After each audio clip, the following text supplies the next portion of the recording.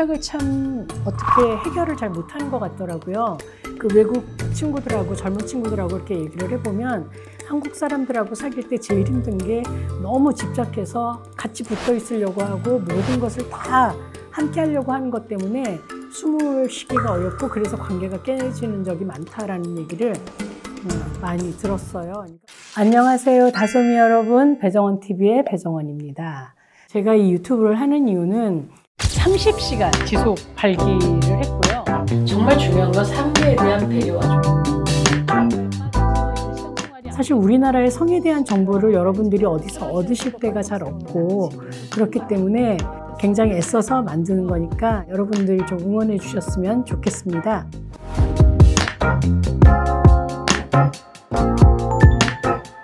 여러분 구독, 좋아요 아시죠? 자, 얼마 전에 기사를 하나 본 적이 있어요. 요즘 아마 이혼숙녀 캠프라는 예능이 저도 그 상담이나 뭐 교육할 때 예시를 들거나 뭐 이야기할 때 좋기 때문에 가끔 보거든요. 근데 아마 거기에서 나온 얘기인 것 같은데 남편이 옛 애인을 못 잊어서 그것 때문에 부부관계에 문제가 생겼다 뭐 이런 내용이었던 것 같아요. 그런데 우리나라 사람들이 이 집착을 참 어떻게 해결을 잘 못하는 것 같더라고요. 그 외국 친구들하고 젊은 친구들하고 이렇게 얘기를 해보면 한국 사람들하고 사귈 때 제일 힘든 게 너무 집착해서 같이 붙어 있으려고 하고 모든 것을 다 함께 하려고 하는 것 때문에 숨을 쉬기가 어렵고 그래서 관계가 깨지는 적이 많다라는 얘기를 많이 들었어요. 그러니까 보면 사실 어떤 사람과 늘 같이 있어야 하고 그 사람만 생각하고 한다는 거는 반대로 보면 그 관계가 건강하게 지속되는 것에 대한 불안함을 느끼는 것. 내가 노력하지 않으면 이 관계는 지킬 수 없어라는 불안함 때문인 것 같거든요. 그래서 보면 요즘 뭐 교제폭력이든지 이별살인이라든지 이런 것들이 사귀어왔던 애인이 헤어지자거나 혹은 나의 통제에서 벗어나려고 할 때 집착하는 마음이 그렇게 폭력을 불러오기도 하는 거더란 말이죠.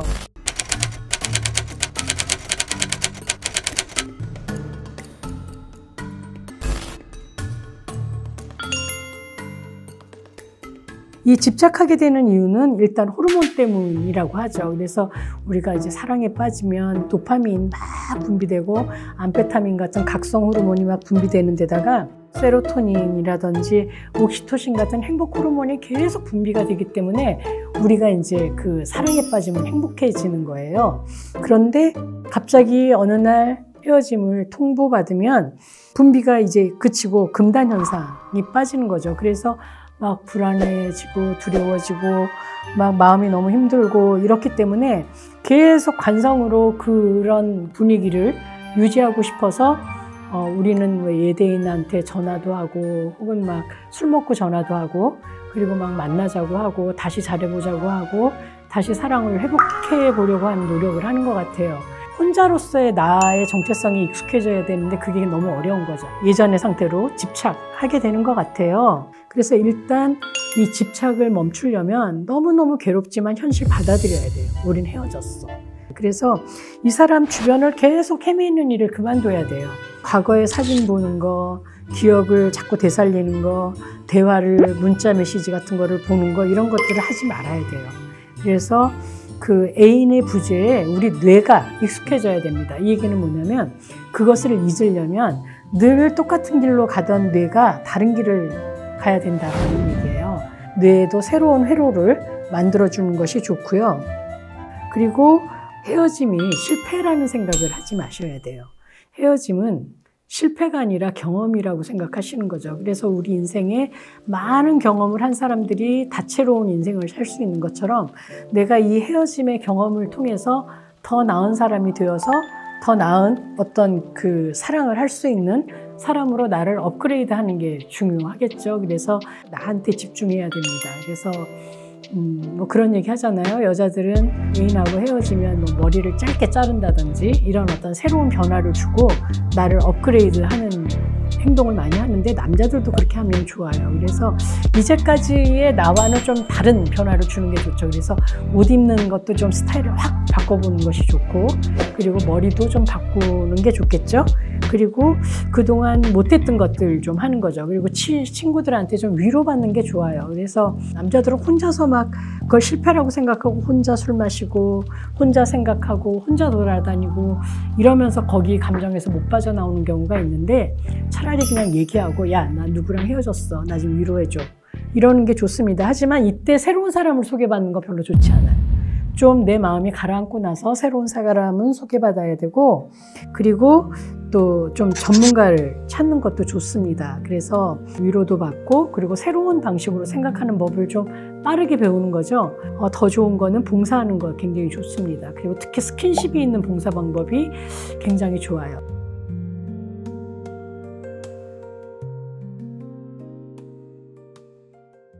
자, 그럼 우리 조금만 더 한 걸음 더 들어가면 그 집착하는 마음, 그 관계에 대한 건강하지 않은 것, 그건 왜 생기는 걸까? 그건 바로 어렸을 때부터 생기는 애착을 건강하게 쌓지 못해서이거든요. 애착을 영어로는 본딩이라고 합니다. 이건 뭐냐면 실험 중에서 가장 잔인한 실험이라고 얘기하는 그 원숭이 실험 알 거예요. 따뜻한 천을 두른, 그렇지만 우유는 없는 그런 원숭이와, 또 하나는 우유가 있는데 철망으로 되어 있는 그런 엄마 원숭이를 만들어서 아기 원숭이에게 이제 주는 거죠. 그러면 이 아기 원숭이는 배가 고프면 철망밖에 없는 그 원숭이한테 가서 우유를 먹지만, 그리고 나서는 천으로 쌓여져 있는 엄마 원숭이를 안고 어떤 애착 관계를 형성한다라는 얘기가 있잖아요. 사람에게는 그 스킨십이 굉장히 중요하고, 그리고 무엇보다도 우리들의 애착은요 아주 어려서부터 형성이 돼요. 그래서 그 여러분들 뭐 여러 드라마나 이런 거 보면 왜 할머니 얘기도 많이 하고 엄마 얘기를 참 많이 하는 이유는 그분들이 나에게 줬던 어떤 사랑, 변하지 않는 사랑에 대한 안정감 때문이거든요. 어려서 내가 배가 고프거나 춥거나 혹은 탁 넘어져서 상처를 입었거나 이랬을 때 어떤 사람이 달려와서 안고 도닥이고 졸릴 때 재워주고 이랬던 경험이 계속 안정적으로 쌓이면 나는 사람과의 관계에서 굉장히 안정감과 신뢰감을 갖게 되는 거죠. 그렇기 때문에 사람과의 관계를 맺어가는데 두려움이 없어요. 그래서 애착을 3가지 정도로 이렇게 이제 나눠서 얘기를 하는데, 안전한, 건강한 애착, 그리고 불안전한 애착, 회피 애착 이렇게 얘기를 하는데, 보통 이런 안전한 애착은 누군가 우리 어린 시절에 안정감을 주고 신뢰감을 주는 항상 내 뒤에 있는 어떤 양육자가 있었을 때 그런 건강한 애착을 갖게 되고, 이런 건강한 애착을 가진 사람은 사람과의 관계를 맺는데 두려움이 없고 성관계를 하더라도 굉장히 건강한 성관계를 하는 경우가 많아요. 동거든 결혼이든 그 관계에서 굉장히 안정된 관계를 유지하는 경우가 많고, 불안애착이나 회피애착인 경우에는 관계 쌓기가 굉장히 어렵습니다. 이런 경우는 어려서 혼자 있었던 경험이 많은 경우고, 나 혼자서 왜 이렇게 뭔가 잘했을 때도 칭찬받기 어려웠고, 혹은 아버지가 갑자기 돌아가셨다든지 배고플 때, 추울 때, 외로울 때 누군가가 내 옆에 있어주지 않았던 경험이 많으면 사람하고 관계를 건강하게 쌓을 수가 없죠. 사랑하는 사람이 없어질 수도 있다라는 경험을 하게 되면 관계가 굉장히 불안해질 수 있다라는 거예요. 그래서 이런 사람은 관계가 깊어지는 걸 굉장히 두려워합니다. 그래서 어떤 사람이 나를 좋아하고 가까이 오면 밀어내요. 그리고 막 계속 법이 나는 거죠. 저 사람이 나를 좋아할까? 우리 사랑이 영원할 수 있을까? 계속 걱정을 하기 때문에 사실은 이 사람은 마음속에서 계속 이별을 경험하는 거죠. 회피애착은 더 심각하죠. 회피애착은 아예 관계를 맺질 않아요. 그래서 누군가 자기한테 다가오면 막 밀어내고, 그리고 아예 어떤 사람이 날 좋아한다 그러면 막 거절하고, 그리고 더 못되게 행동하고 이러면서 관계를 맺지 않는 겁니다. 사실은 속으로는 굉장히 관계를 추구하지만, 그런 관계를 갖고 싶어 하지만, 그런 관계를 가졌을 때 다시 버려질까 봐 두려워하고, 그런 관계가 이루어지지 않을까 봐. 왜냐하면 여태까지 사랑받아 본 경험이 없기 때문에 그런 거죠. 애착을 건강하게 회복해 가려면 내가 좀 불안한 애착이거나 회피 애착을 가졌더라도 건강한 애착을 가진 사람이 되려면 건강한 관계를 경험하면 됩니다. 친구 관계도 건강하게 우정을 계속 유지할 수 있고 믿을 수 있는 친구가 주변에 많이 있거나 혹은 누군가와의 관계에서 이 사람이 흔들리지 않게 불안하지 않게 나한테 사랑을 주는 그런 그 꾸준한 사람을 만나면 건강한 관계를 경험할 수 있고 그렇게 되면 나도 건강한 애착을 가지는 사람으로 될 수 있기 때문에 내가 뭐 어린 시절이 그렇게 불안했더라도 나는 불안 애착이야, 회피 애착이야 이렇게 생각하지 마시고 지금부터라도 내가 건강한 관계, 이 관계의 힘을 믿고 관계를 끝까지 잘 유지하려고 하는 노력이 있고 그런 관계에 성공하시는 경험을 몇 번 하시게 되면 여러분도 안전한 애착을 갖게 될 겁니다. 그래서 너무 집착하지 않고 나는 나로서 내 세계를 건강하게 유지하면서 다른 사람과 좋은 관계를 유지할 수 있기 때문에 여러분들이 그렇게 건강한 애착을 가질 수 있는 그런 훈련을 좀 많이 하셨으면 좋겠다는 생각에서 오늘 이런 그 영상을 만들어 봤습니다.